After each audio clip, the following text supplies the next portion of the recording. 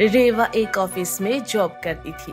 वो दिखने में बहुत ही सुंदर थी, इसलिए ऑफिस के सारे लड़के उस पर लाइन मारा करते थे। ऐसी एक सुबह रेवा अपने ऑफिस के बॉस से मिलने के लिए उनके केबिन में जाती है, लेकिन केबिन में कोई नहीं था। रेवा केबिन से बाहर आती है और अपने एक स्टाफ की लड़की से बोलती है, सुनो, आज बॉस नहीं आए क्या? 10 बजे तक तो बॉस आ जाते हैं, पर अभी तो 10:30 हो चुके हैं। वो आज बॉस थोड़ा लेट आएंगी क्योंकि बॉस अपने बेटे को आज ऑफिस लेकर आने वाले हैं। कुछ टाइम तक उनका बेटा ही ऑफिस को हैंडल करेगा। ओह, ठीक है। रेवा अपनी सीट पर चली जाती है और अपना ऑफिस का काम करना स्टार्ट कर देती है। ऐसे ही थोड़ी देर बाद ऑफिस का बॉस अपने बेटे रोहन के साथ ऑफिस आता है। रोहन देखने में काफी स्मार्ट था। उसकी स्मार्ट पर्सनालिटी रेवा को बहुत पसंद आती है। थोड़ी देर बाद रेवा बॉस के कैबिन में जाती है, जहां रोहन भी रेवा को देखकर मन ही मन खुश होता है। पूरे ऑफिस में इतनी खूबसूरत लड़की मैंने कभी नहीं देखी। क्या पर्सनैलिटी है इसकी। तभी बॉस रेवा को अपने बेटे से मिलवाते हैं और कहते हैं, रेवा से मिलो, यह मेरा बेटा है रोहन। मेरा एक बिजनेस अमेरिका में भी है बेटा। अमेरिका वाले ऑफिस को संभालता था, पर अब कुछ टाइम के लिए हमारे इसी ऑफिस को संभालेगा और मैं अमेरिका शिफ्ट जाऊंगा। हेलो सर, तो कैसा लगा आपको हमारा ऑफिस? अगर आपको किसी भी चीज की कोई भी जरूरत हो तो आप मुझे जरूर बताना। हाँ रोहन, रेवा हमारे ऑफिस की बहुत ही होनहार लड़की है। हर काम को टाइम पर करके रखती है ये। अरे वाह पापा, ये तो बहुत अच्छी बात है। हमें ऐसे ही एम्प्लॉयज की जरूरत है। अच्छा रोहन, शाम की मेरी फ्लाइट है, इसलिए मुझे अब यहाँ से जाना होगा। अपना ख्याल रखना तुम। इतना बोलकर बॉस ऑफिस से चले जाते हैं। रेवा और रोहन दोनों अकेले केबिन में थे। तभी रोहन रेवा से कहता है, से एक बात कहूँ, तुम्हारी पर्सनैलिटी पूरे ऑफिस में सबसे अलग है। अब इसे कॉम्प्लीमेंट समझो या कुछ भी, तो बताओ, कॉफी या चाय? अरे नहीं नहीं सर, अगर आपको चाय कॉफी चाहिए तो आप मुझे बताइए, मैं अभी आपके लिए चाय कॉफी का अरेंजमेंट करवाती हूँ। वैसे भी आज ऑफिस में आपका पहला दिन है। अरे रिलैक्स यार, और ये सर बोलना बंद करो। तुम मेरे साथ नॉर्मल फ्रेंड की तरह बात करो, क्योंकि इस ऑफिस में मैं किसी को नहीं जानता। पापा ने मुझे पहले सिर्फ तुमसे ही मिलवाया है। ऑफिस के पहले ही दिन रोहन को अपने ऑफिस में रेवा से अच्छी खासी बातचीत हो जाती है। इसलिए अब अगर रोहन को किसी भी चीज की जरूरत होती तो वो तुरंत रेवा को ही आवाज लगाता। ऐसी एक दिन रेवा रोहन के साथ केबिन में थी। तभी रेवा के पति अजय का कॉल आता है। रेवा अजय का कॉल बार बार इग्नोर करके रोहन से कहती है, रोहन, आज मुझे घर थोड़ा जल्दी जाना है। वो मुझे अपने कुछ डॉक्यूमेंट्स में करेक्शन करवाना है। अरे कोई नहीं, जो भी काम है तुम जाओ और निपटा लो। रेवा रोहन से बहाना बनाकर ऑफिस से जल्दी निकल जाती है और घर जाकर अपने पति अजय से कहती है, तुम्हारा दिमाग तो ठीक है ना? तुम्हें पता है ना कि मैं ऑफिस में थी, फिर क्यों मुझे बार बार फोन कर रहे थे? ऐसी क्या इमरजेंसी पड़ गई थी तुम्हें? वो मेरी दवाइयाँ खत्म हो गई थी, इसलिए तुम्हें फोन किया था। अरे दवाइयाँ ही तो खत्म हो गई थी ना, मर थोड़ी ना गए थे। बार बार फोन करने की जरूरत क्या है? एक मैसेज भी तो कर सकते थे ना कि दवाइयाँ खत्म हो गई है। क्या कह रही हो तुम मेरी पत्नी हो। अब क्या पत्नी को फोन करने से पहले उसे पूछना पड़ेगा? अगर पूछना पड़ता है तो रिश्ता कैसा? फायदा तो वैसे भी नहीं है हमारे रिश्ते का, क्योंकि अब तो तुम जिंदगी भर के लिए अपाहिज बन चुके हो और तुम्हारे साथ रहने में अब मेरा दम घुटता है। पता नहीं कब इस रिश्ते से आजाद होंगी मैं। दरअसल रेवा और अजय शादीशुदा थे और दोनों ने घर वालों के खिलाफ जाकर लव मैरिज की थी। शादी के कुछ दिन बाद तक सब कुछ अच्छा था, क्योंकि अजय एक अच्छी कंपनी में जॉब किया करता था और रेवा एक अच्छी जिम्मेदार पत्नी की तरह घर को संभाल रही थी। ऐसी एक दिन अजय का एक्सीडेंट हो जाता है और वो एक्सीडेंट काफी ज्यादा भयानक था, जिसमें अजय का पैर एक हमेशा के लिए खराब हो जाता है, जिस वजह से अजय अब हमेशा के लिए अपाहिज हो चुका था। घर की बिगड़ती स्थिति को देखकर रेवा को जॉब करना पड़ता है, पर जॉब करने के बाद रेवा को घर की और पति की जिम्मेदारियां अब बोझ लगने लगी थी। रेवा, मैं तुमसे कुछ कहना चाहता हूँ। देखो, ये रोज देने का मतलब है कि मैं तुम्हें प्रपोज कर रहा हूँ। यार मैं तुमसे बहुत प्यार करता हूँ और तुमसे शादी करना चाहता हूँ। ये फालतू के रिलेशनशिप के ड्रामे मुझे पसंद नहीं आते। अगर तुम भी मुझसे प्यार करती हो तो हम डायरेक्ट शादी कर लेंगे। बोलो। रेवा के लिए कोई लव प्रपोज नहीं बल्कि लॉटरी का ऑफर था। रेवा तुरंत रोहन को इस रिश्ते के लिए हाँ बोल देती है और दोनों जाकर कोर्ट मैरिज कर लेते हैं। रेवा अपने नए रिश्ते में बहुत खुश थी। रेवा को अपने दूसरे पति से पैसा और प्यार दोनों बराबर मिल रहा था। वहीं दूसरी तरफ अब अपने पहले पति के आसपास जाना भी बंद ही कर दिया था। ऐसी एक रात रेवा और रोहन दोनों अपने कमरे में सो रहे थे और इसी बीच अजय बार बार रेवा को फोन कर रहा था। रोहन फोन को उठा लेता है और अजय से कहता है, हेलो, कौन बात कर रहा है? जी मैं तो रेवा का पति हूँ, लेकिन आप कौन है?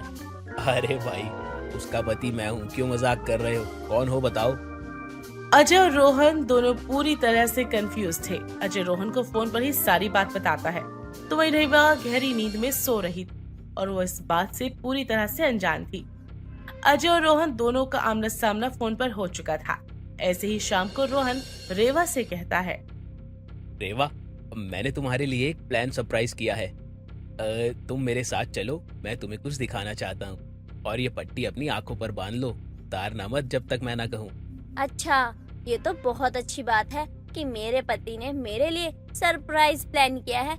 वैसे मैं अपने सरप्राइज के लिए बहुत एक्साइटेड हूँ, तो जल्दी से मेरी आंखों पर पट्टी बांधो और मुझे ले चलो। रोहन रेवा की आंखों पर पट्टी बांध देता है और उसे गाड़ी में बिठाकर अजय के पास ले जाता है।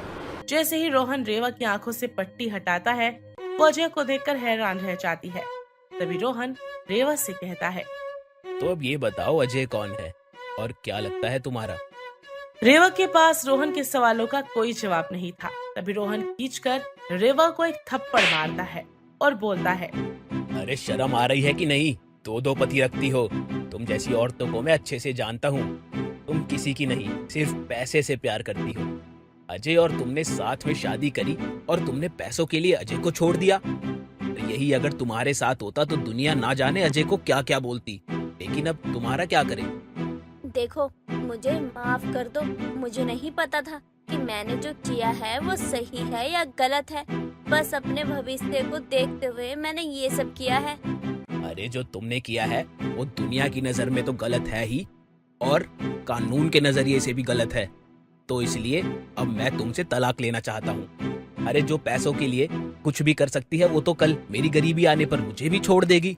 नहीं रेवा, मुझे तुम पर भरोसा नहीं है। इसलिए कहते हैं ना, दो नाव पर सवार होने वाला अक्सर डूब ही जाता है। ठीक वैसे ही रेवा के साथ हुआ। अब रेवा ना तो रोहन के पास जा सकती थी और ना ही अजय के साथ रह सकती थी। अजय और रोहन दोनों ने रेवा को खुद से अलग करने का फैसला ले लिया था और रोहन अजय को एक आश्रम में ले जाकर छोड़ देता है, जहाँ उसकी देखरेख आश्रम के सुरक्षा कर्मी किया करते थे।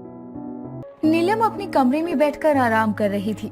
तभी नीलम की बहू नव्या अपनी सास के पास आती है और उससे बोलती है, माँ जी, मैं खाना नहीं बनाऊंगी। अब तो हद ही हो गई है आपकी लाडली बहुओं की। या तो अपनी बहुओं को समझा दो कि जब मैं खाना बनाऊं तो वो नहीं आएंगी, या फिर उनको ही रसोई संभालने को बोल दो। अरे पर हुआ क्या? तू इतना क्यों भड़क रही है? भड़कू नहीं तो और क्या करूं? जरा रसोई में जाकर रसोई और अपनी बहुओं की हालत को तो देखो। हे भगवान, पता नहीं क्या हो गया है। ना जाने ऐसी कौन सी आफत आ गई है जो इन पांचों का मुंह कभी बंद ही नहीं होता है। अब क्या था, नीलम भड़कते हुए रसोई में जाती है, जहाँ वो देखती है कि रसोई का बुरा हाल हो रखा है। रसोई का भी और उसकी चारों बहुओं का भी। कोई किसी के बालों को पकड़कर खींच रही है तो कोई बेलन और छलनी एक एक करके एक दूसरे पर मार रही है। ये देखकर नीलम का सर चकरा जाता है और वो अपने सर पर हाथ रखकर खुद से कहती है, हे भगवान, ये क्या हो रहा है मेरी रसोई में? ना तो रसोई की सफाई है और ना ही इन सब में प्यार। देख लो अब आप अपनी आँखों से। माँ जी, अब तो आपको समझ ही आ गया होगा ना कि आखिर मैं क्यों चिल्ला रही थी। अब आप बताओ, इन सब में मुझे गुस्सा नहीं आएगा तो क्या आएगा? हाँ बहू, तू सही कह रही है। काम्या, सुरभि, सपना, चंदा, ये सब क्या हो रहा है? तुम चारों इस तरह जंगली बिल्लियों की तरह क्यों लड़ रही हो? माँ जी, मैंने सपना दीदी को कहा कि आज मैं रोहन जी के लिए खाना बनाऊंगी, पर ये है कि मेरी सुन ही नहीं रही। हाँ तो क्यों सुनूं मैं? अरे भाई, रोहन जी जितने तेरे पति हैं उतने मेरे भी पति हैं। रोहन जी ना सिर्फ तुम्हारे पति बल्कि वो मेरे भी पति हैं और इसलिए मैं भी उनके लिए खाना बनाने आई हूँ। पर किसी को शायद पसंद नहीं कि मैं उनके लिए कुछ अच्छा बनाऊं। खुद को तो कुछ आता नहीं बनाना, पर अगर कोई दूसरा बनाए तो उसमें भी टांग अड़ाने के लिए आ जाते हैं। किसको बोली तुम?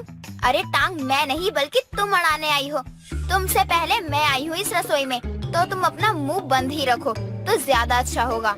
देख रही हो माँ जी मुझसे कैसे बात कर रही है ये। उम्र में मुझसे छोटी है पर जुबान तो ऐसे कैंची की तरह चला रही है जैसे न जाने कौन सी 80 साल की बुढ़िया हो। बुढ़िया किसे बोला तुमने?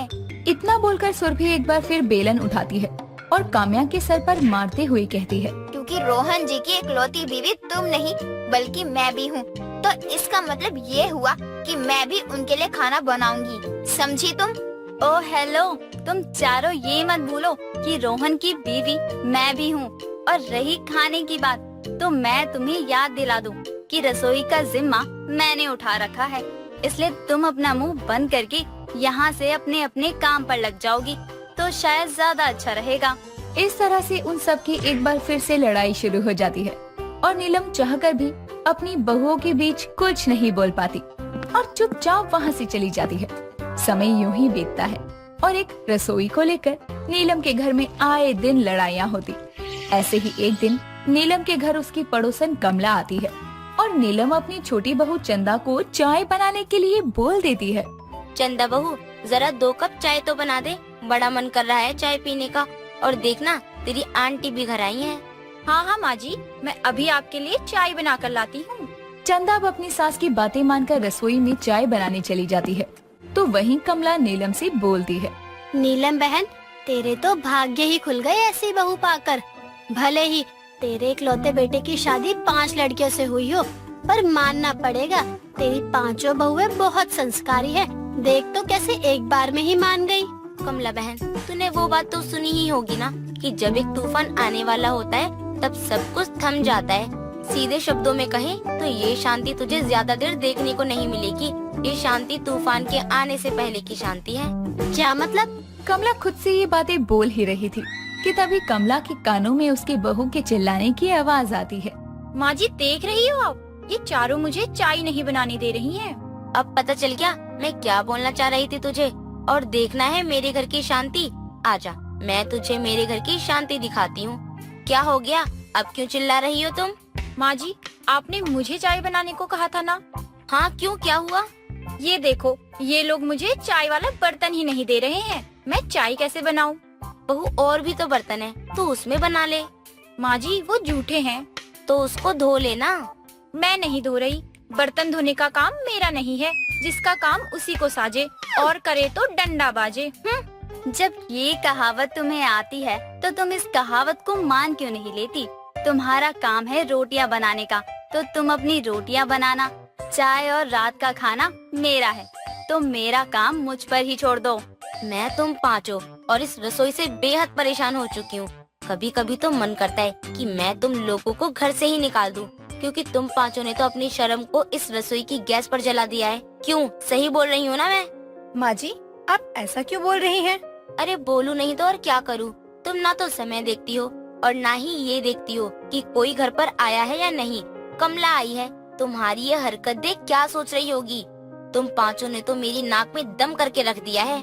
गुस्से में नीलम बाहर हॉल में चली जाती है और उसके पीछे कमला भी जाती है, जिसके बाद कमला नीलम को अपने सर पर हाथ रखे बैठे देखकर उससे कहती है, नीलम, तू इतनी चिंता क्यों कर रही है? अरे जहाँ 4 बर्तन होते हैं वहाँ आवाज तो होती ही है ना।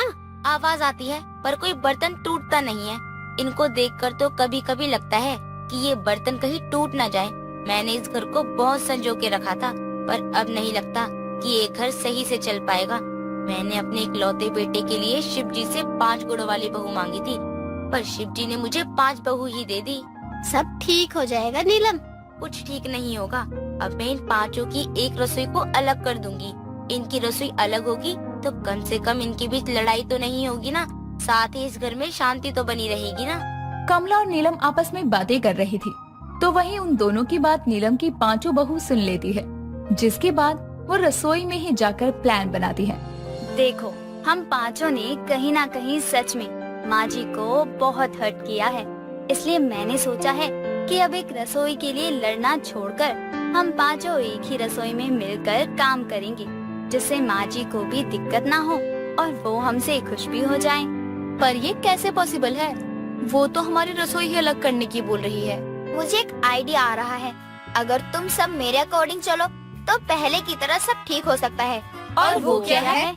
वो ये कि क्यों ना हम पांचों एक एक दिन करके अपनी रसोई को बांट लें। अब इसका क्या मतलब है? ओफो, इसका मतलब ये हुआ कि एक दिन नव्या दीदी रसोई संभालेंगी, एक दिन मैं, एक दिन सपना। इस तरह से हम पांचों अपनी रसोई को संभालते रहेंगे और फिर हम लोगों के बीच ना तो लड़ाई होगी ना इस घर में शोर होगा। सभी को सुरभि का ये आइडिया अच्छा लगता है और अब वो सब वैसा ही करते हैं जिस तरह से उन पांचों ने प्लान किया था। समय गुजरता है पर अब नीलम के घर में ना तो शोर होता और ना ही कोई हंगामा होता। अपने घर में इतनी शांति देखकर नीलम को ये शांति जरा भी हजम नहीं होती। ये देखकर नीलम अपनी पांचों बहुओं के पास जाकर उनसे कहती है, तुम पांचों की तबीयत तो ठीक है ना? हाँ माँ जी, हम सब ठीक है। वैसे माँ जी, आप ये क्यों पूछ रही हैं? तुम पांचों रसोई के लिए काफी दिनों से लड़ नहीं रही, बस इसीलिए। वो इसीलिए माँ जी, क्योंकि जब आप कमला आंटी से बात कर रही थी तो हम पांचों ने आपकी बात सुन ली थी, जिसके बाद हमने प्लान किया कि अब हम नहीं लड़ेंगे। सपना अब अपनी सास को सारी बात बता देती है। ये सुनने के बाद नीलम को बहुत अच्छा लगता है और वो उन सभी को गले से लगा लेती है, जिसके बाद वो अपनी पांचों बहुओं से बोलती है, मेरी पांच बहू ये समझ ही गयी कि मेरी पांच बहुओं की एक ही रसोई है, इसीलिए वो अपनी एक रसोई में शांति से काम करती हैं।